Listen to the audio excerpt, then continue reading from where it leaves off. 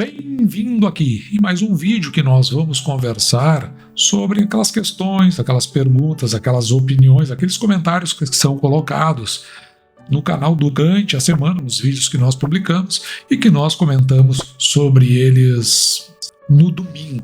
Hoje é dia 6 de outubro de 2024, agora são aproximadamente 10 para as 10 da manhã, dia de pleito eleitoral. Nós temos algumas obrigações nesse Brasil, uma delas é pagar imposto, outra é comparecer ao pleito eleitoral. Um país que tem traços autoritários e que nos obriga a determinadas questões que muitas vezes não estão aos conformes, pelo menos daquilo que nós pensamos. De qualquer forma, as questões que nós levantamos aqui no canal são aquelas que nós entendemos como relevantes. E quando nós abordamos essas questões, somos obrigados a buscar informações ou respondê-las. Isso vai nos ajudando a construir a nossa base informacional para fins de melhorar os nossos investimentos. Então vamos dar uma olhada no que foi colocado durante a semana. E vamos começar aqui por essa questão do Leandro Silva. Ele pergunta aqui a opinião com relação à crise hídrica no Brasil, nesse ano de 2024, se ela vai impactar as geradoras de energia elétrica, como por exemplo a Eletrobras, a ENGIE, a Auren, sendo que a maior parte da matriz energética ela é hídrica. Bom, eu acredito que nós podemos começar aqui por essa reportagem da CNN Brasil. Essa reportagem está como ela está no site, então eu não fiz aqueles recortes, mas é só porque eu quero ficar na manchete. Veja que essa é uma reportagem do dia 14 de setembro e ela é assinada pela própria redação da CNN. Quando não aparece ninguém é porque é a redação que está assumindo.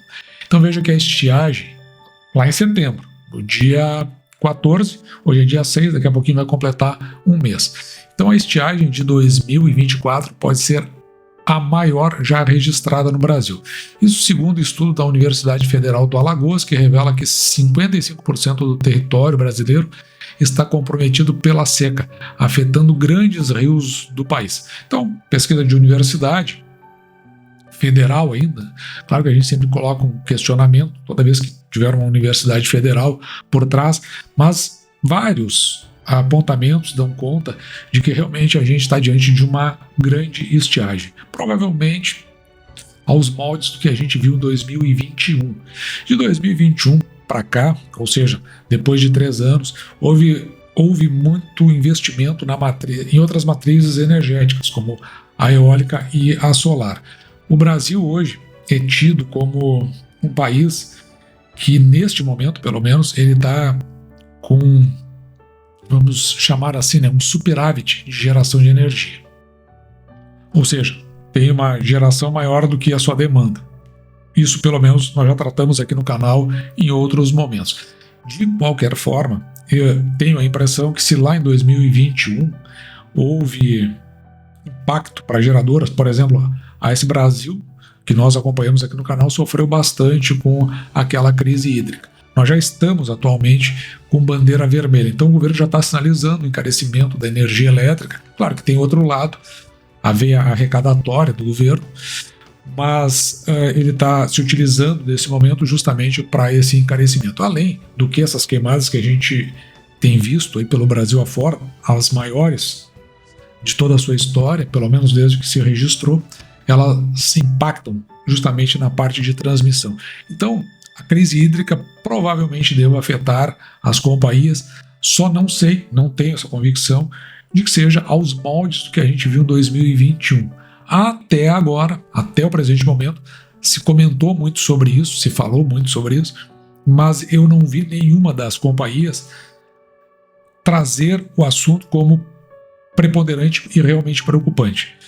Eu acredito que talvez a gente consiga ter uma visão melhor a partir da apresentação dos resultados do terceiro trimestre, onde nós vamos acompanhar algumas geradoras, e acredito que ali, se não for mencionado com ênfase a questão da crise hídrica, então se vai haver a crise hídrica, mas se vai passar talvez melhor do que em 2021. Do contrário, se muito começar a pipocar sobre essa questão, bom, então é melhor a gente preparar para ter resultados aí que não sejam muito agradáveis. Pelo menos a visão que eu estou tendo até o presente momento. A segunda questão também é aqui do Leandro Silva. Qual a sua opinião sobre ações de mineradoras, como por exemplo a Vale e a CSN Mineração? Se eu teria alguma. Eu já tive a CSN lá atrás, na época do subprime americano. Eu teria, são ações que eu teria na minha carteira, não na do canal, porque a do canal ela é voltada para uma carteira muito mais conservadora, uma carteira com foco nos dividendos e com empresas que são bem mais estáveis. No caso, as empresas de mineração, elas estão dentro de um setor cíclico. Se você voltar lá atrás, em 2008, a CSN, ela teve uma grande baixa, claro, um pouco, e muito talvez, do efeito do subprime americano, da crise do subprime americano. Então ela teve bastante isso. Se você olhar hoje para o resultado dessas companhias, se você acompanha, você vai ver que, por exemplo, um grande consumidor do que, ou para quem é fornecido, o que é estratificado por essas mineradoras, é a China, que está dentro de um processo atualmente de economia menos aquecida. E evidentemente isso vai impactar essas empresas. E vamos combinar, né, que a China ela não é nenhum exemplo de país que nos dá confiabilidade sobre os seus dados. Dê uma olhada aqui, a nossa reportagem, ela está no Poder 360, ela é do mês passado, do dia 24 de setembro, e ela é assinada pelo próprio Poder 360. Veja que economista chinês desaparece após criticar o governo Xi Jinping. Que, na verdade, a crítica que ele fez foi que a economia não estava tão bem quanto o governo estava sinalizando. Então lá acontece dessas coisas. Por isso não dá para acreditar muito nos dados que vêm da China. E como essas empresas, estou dizendo para o momento, né? Vale, CSN, elas têm esse mercado como um dos mercados mais importantes, é provável que elas entrem agora num ciclo, uma queda no seu ciclo, né? Não uma queda forte, violenta no ciclo, não isso. Até não sei dizer em que pé realmente está a economia chinesa, porque a gente não tem a informação correta. Aí sabe que tem muita coisa, muita cidade fantasma, a economia deixou de ser pujante, caiu bastante, está reduzindo importações. Então veja, esse é a parte cíclica, né? O ciclismo que nós comentamos quando a gente olha para essas empresas. Se a pessoa ela entende isso, se ela tem a compreensão que funciona desta forma, não vejo nenhum motivo assim para não ter esse tipo de empresa na carteira. Tem um outro lado nessa história também, que a China não é o único país do mundo, né? O que se está observando é que outros países, também consumidores de produtos, principalmente quando a gente fala de commodities metálicas, esses países eles estão entrando num ciclo de pujança. Então pode ser que isso seja compensado em que pese a gente veja essa redução na China. Então veja que é um ciclismo, mas ele tem algumas compensações aí no meio. Se a pessoa entende isso, ela compreende como essas coisas funcionam, talvez seja nesses momentos que venham a surgir as oportunidades no entorno dessas empresas de mineração.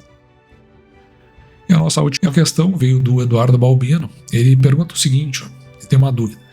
Quando vence o contrato, por exemplo, da Taesa, fica-se com o ativo, é isso?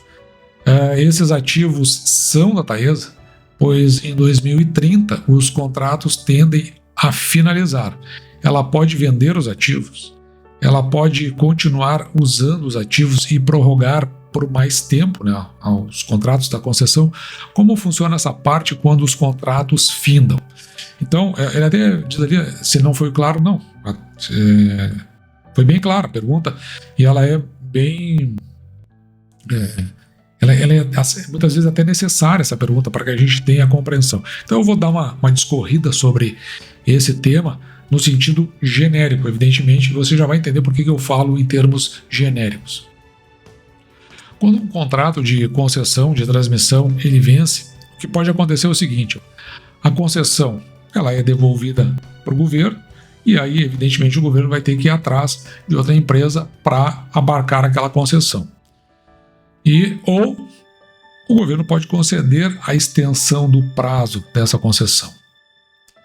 Supondo a primeira hipótese, o concessionário que tem os seus contratos vencendo, ele tem o direito a receber uma indenização pela parte dos ativos que ainda não foram depreciados. Ou seja, se o ativo foi depreciado, ou seja, ele não serve mais ao seu propósito, então aí vai ficar com a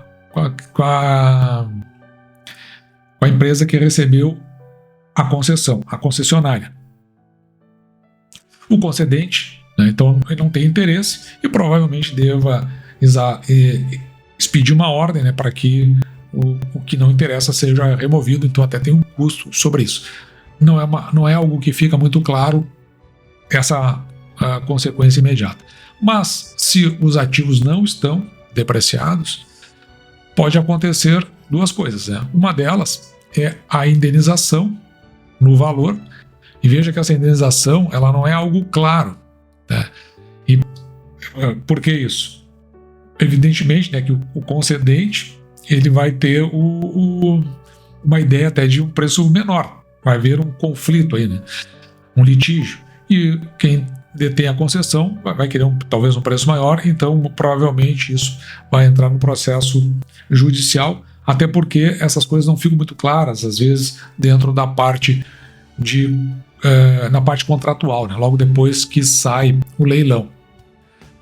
Se, por exemplo, a empresa ela opta por essa indenização, então vamos supor que chegue num acordo, a empresa é indenizada e o ativo ele então vai ser concedido, né, através de leilão para uma outra empresa, inclusive podendo ser até a mesma a concorrer dentro desse processo.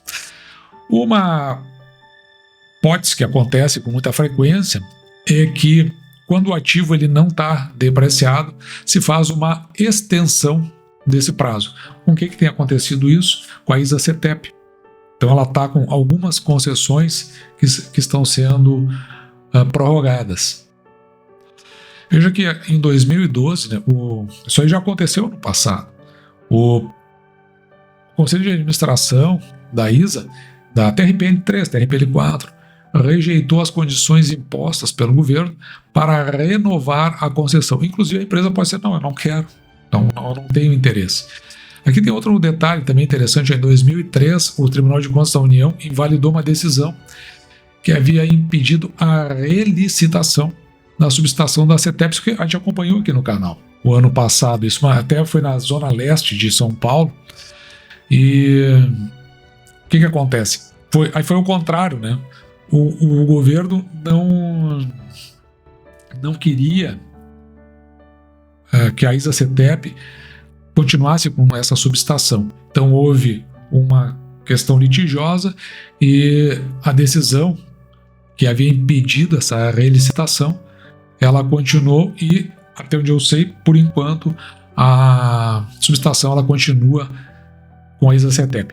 Um negócio também que é importante que você saiba é que nessas revisões aí, que podem acontecer, a RAP, a receita anual permitida, ela é reduzida para a empresa. Ou seja, você estende o contrato, mas reduz a RAP.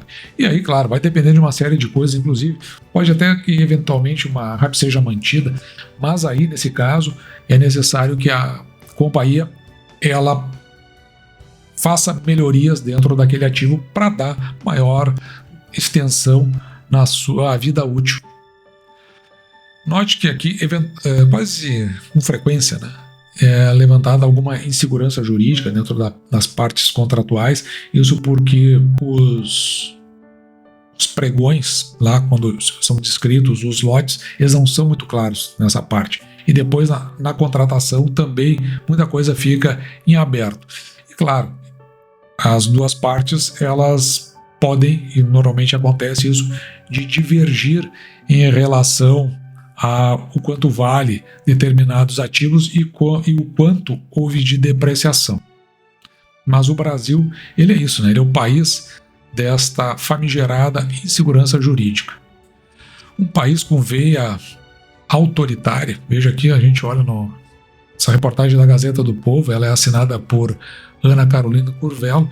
Teve uma manifestação da da ministra, que atualmente está presidindo o Tribunal Superior Eleitoral, TSE, e ela fez algumas declarações, eu até não consigo entender também, magistrados indo a público fazer declarações, é algo esquisito que acontece no nosso país. Mas uma das coisas que ela disse foi o seguinte, que as urnas são inquestionáveis.